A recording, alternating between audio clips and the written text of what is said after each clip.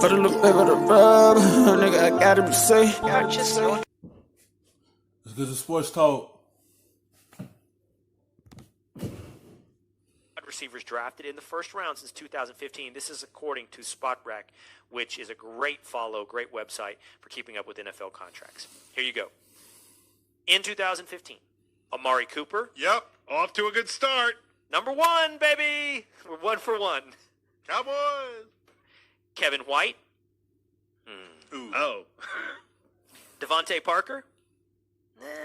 No for most, but doing okay now. Not a wide receiver 1 yet, right? Getting better, though. Nelson Aguilar.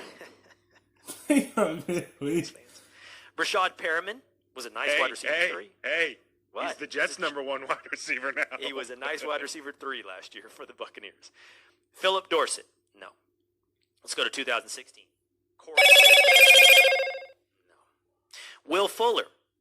I don't think so. Hey, both games he plays every year, he is really good. Both games, exactly. Josh Doxson? No. Laquan Treadwell? Also on the Jets.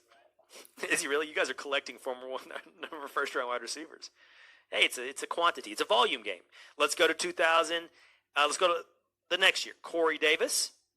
Nope. Mike Williams? Not bad, but not a wide receiver 1. Nobody would say so, right? That's Keenan Allen with the Chargers. John Ross? Nope. DJ Moore? He's been pretty good. I don't know if he's a wide receiver 1 yet. He's definitely not a guy you're game planning for yet. And Calvin Ridley. He's good. He's wide receiver 2 on the Falcons. Of course, Julio Jones is the other guy.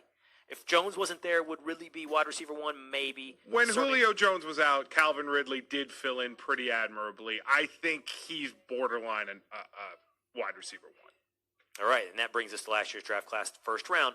Marquise Brown. Nice couple plays. Nice here and there. Not wide receiver 1 yet. N'Keal Harry. Not yet. No. So who are we talking about? 1 for sure, Amari Cooper. Devontae Parker and... Like, 2 had panned out in having good seasons with their team. Cooper had a good year with the Cowboys. He panned out to be a good first pick. Like, he's still in the league. Just got a nice extension from the Cowboys. Like, he's still putting up good numbers. Parker, he doing good for Miami. Like, he is solid for them. Wide receiver, I think he is their number 1 option. And White just can't stay on the field for the Bears. He was just getting hurt so much that he couldn't showcase what he could do. He couldn't stay on the field for them. And Corey Davis, he just was inconsistent. And that's what hurt him because he wasn't consistent enough for Cleveland. He went to the Giants, and he was a special team player. It ain't panning out for him. And John Ross the same way. He don't stay healthy enough. He had an okay season last season, but it just like he haven't panned out yet. DJ Moore and Calvin Ridley might become. They're halves. So if I go, that's 3 halves, that gives me 1.5. That's 2.5. I don't think that's how it works, by the way. It's really just 1. Amari Cooper. That's a for sure wide receiver 1 since 2015. I will say, we should be fair, the year before had Mike Evans and Odell Beckham Jr., and there's another 1 or 2. It was a good first-round class. But that's 5 straight years where the majority have been busts. A few have turned into good wide receivers in the NFL, and only really 1 has turned into a wide receiver 1. So, Jerry Jeudy, CeeDee Lamb, Henry Ruggs, whoever else is going to make their way into the first round, are we confident that's what you're drafting? Is that what you're passing on an offensive lineman for?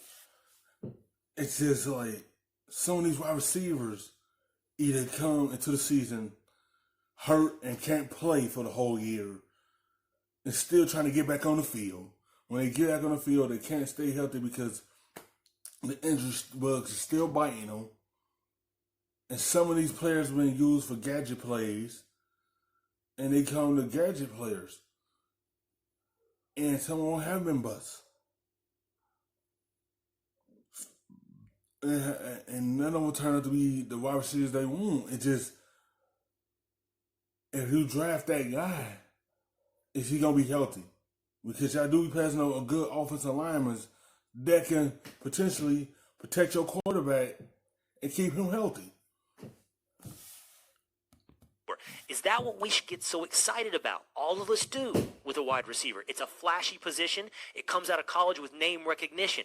But the history suggests it isn't going to work out.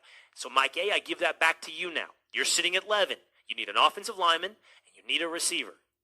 I think if I'm you, man, I go offensive lineman. Give me the offensive lineman. It's not even in question.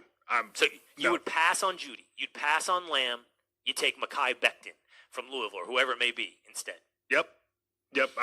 I actually brought up the tackles, and the numbers are so much better. Yeah, it's a good first-round offensive lineman class. And what more is if you pass on receiver, this is supposedly a deep receiver class. This is a deep wide receiver class, but offensive lineman is just as important because that's the guy that open holes for the running back, protect your quarterback, keep him from getting hit so much, protect him very well so he could sustain the season, and they just as important. They don't get talked about enough because I know for experience. They just don't, but they is important to your quarterback. Maybe you find a guy in the second or third round. If your bust proposition is that high, you might as well take him in the second or third round anyway. It'll be hard for everyone to gulp and pass on big names like Lamb and Judy, who may turn into the next Julio Jones. But the history suggests over the last 5 years, that's not a good bet. Fast, stuffing them shits in the safe. Got me a spot out the way. Nigga just trying to be safe.